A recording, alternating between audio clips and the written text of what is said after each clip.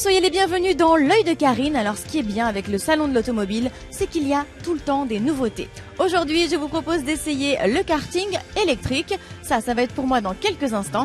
Mais pour vous, eh bien, c'est le moment de découvrir la Ford Kuga. C'est parti. Dans le cadre de la stratégie One Ford, c'est donc un tout nouveau véhicule qui va être commercialisé des deux côtés de l'Atlantique, aux États-Unis sous le nom d'Escape et en Europe sous le nom de Kuga. C'est la deuxième génération du Kuga, comme aux États-Unis la deuxième génération d'Escape. On a un véhicule qui répond à des aspirations de style qui sont plus globales, puisqu'on va le vendre également aux États-Unis. Donc on ne pouvait pas avoir un style aussi tranché que le style européen, c'est une évolution du style. Il n'est pas plus sage, il est un petit peu plus grand, peut-être un peu plus masculin et un petit peu moins sportif. Mais au final, c'est ce que les clients nous ont dit. Le Kuga, il leur plaisait beaucoup, ils le trouvaient magnifique, mais par contre, ils trouvaient que l'espace intérieur était un petit peu trop contraint.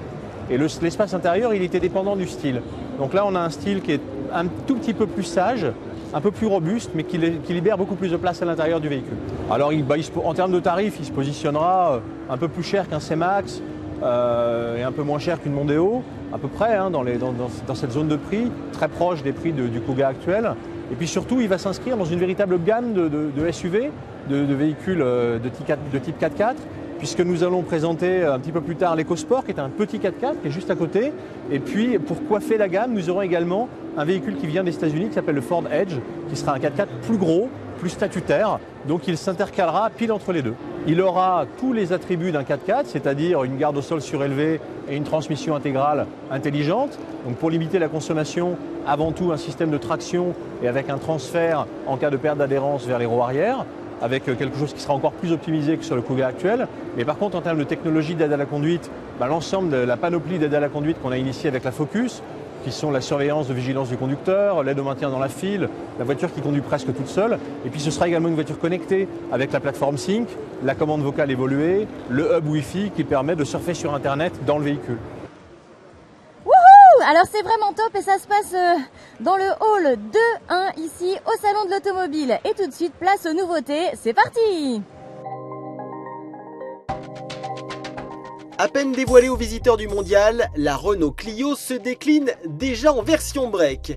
Et pas n'importe quel break, puisque vous le voyez, son style a fait l'objet d'une grande attention. Ligne effilée, mince surface vitrée et poupe dynamique, nous sommes loin de la précédente génération.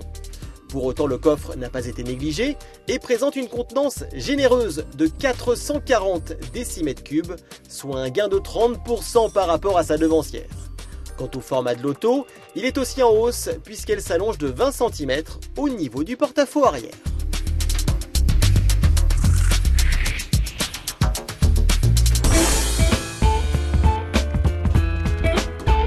Volvo dote son récent break V60 d'une déclinaison rechargeable.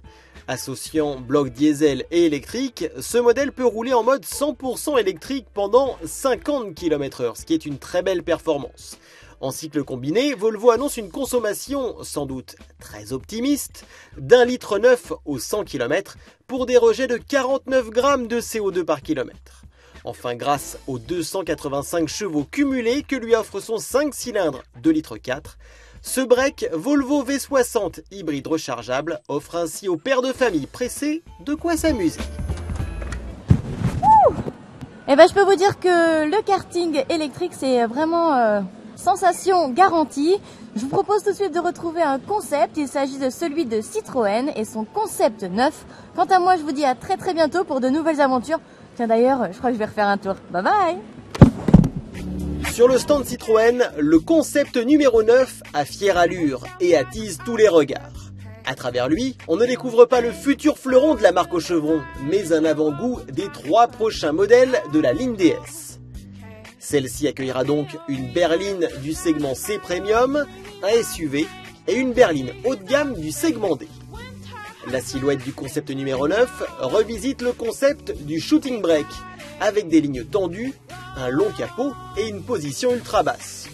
Le toit culminant à seulement 1,27 m de hauteur. Notez que le tout repose sur des roues de 21 pouces. Avec ses 4,93 m de long et près de 2 mètres de large pour un empattement de 3 mètres, l'auto s'inscrit dans le format des prestigieuses allemandes qu'elle a en ligne de mire. Des dimensions généreuses qui favorisent en outre le confort pour les passagers. Citroën garantit d'ailleurs à bord une ambiance unique avec un pavillon organisé en 3 puits de lumière. Enfin, le constructeur français introduit par ailleurs une nouvelle identité de face avant, conçue pour accueillir la technologie hybride rechargeable. Au passage, ce concept car affiche ainsi les performances remarquables, 295 chevaux pour une consommation d'à peine 1,7 litre au 100 km et 39 grammes de CO2 rejetés. Ajoutons à cela une autonomie de 50 km en mode tout électrique.